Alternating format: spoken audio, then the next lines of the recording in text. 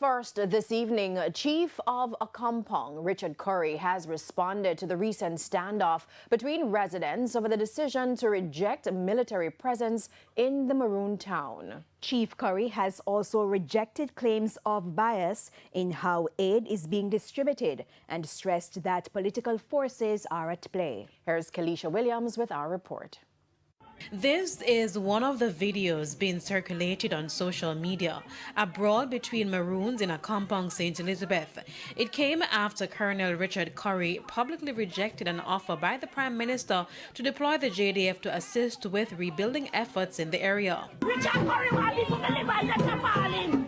Send the government can't send the JDF coming and keep your material. The Prime Minister, we don't need no light, no water, no hospital, no passport to go America, but don't send nothing coming here. Yes, don't send no electricity. No, my JDF give me no electricity. Let me see how them go get for it. The people went on to say that the Maroon chief has not been fair in his distribution of aid in the community.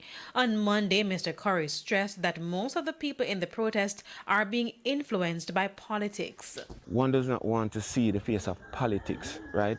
What we have been doing has been nothing but transparent in getting the need that is required to the communities that require it, right? What we've been now doing is assiduously planning the recovery efforts for Accompong. The January 6 celebrations is around the corner. There's also a lot of planning and work that has to go in that. People underestimate the level of time and work that it takes to put these things together. And he's also doubling down on the Maroon Council's decision to reject the JDF's presence in the community. There are a few who thought the response was saying we do not want any help. And that was not the message. That was not what was communicated. So again, look forward in an affirmative way that the council and the government will be working together to aid in the recovery process of Accompong and adjoining Maroon districts. Dozens of Maroons are also standing with their chief. Just feel like a handful of labor right get up and a fight a man for a reason. Eh? You make a little money in the town, if you fix the town, they want it in them hand. The picture that they are painting is like some different, like they are bringing politics into this.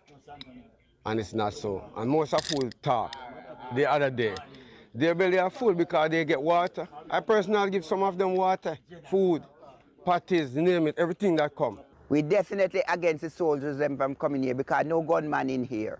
The residents also stressed that they are not against the JDF, but they have enough workmen in the community who can help with the rebuilding, and many of them are now unemployed. So if your work is here, we can have something to do. Chief, right now, I have 2 kids that go to school right now, at Hampton. And sometimes it's rough for me to get money to send them to school. But how they are trade, man? No, not now. You know, I drink rum. Flash, you sit down and drink rum, you can lift 2 wood. Paul there, can nail 2 zinc. Yeah. Roddy there.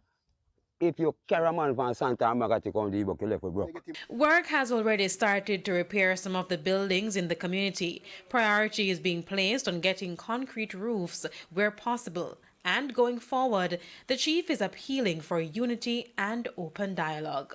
Kelisha Williams, TVJ News.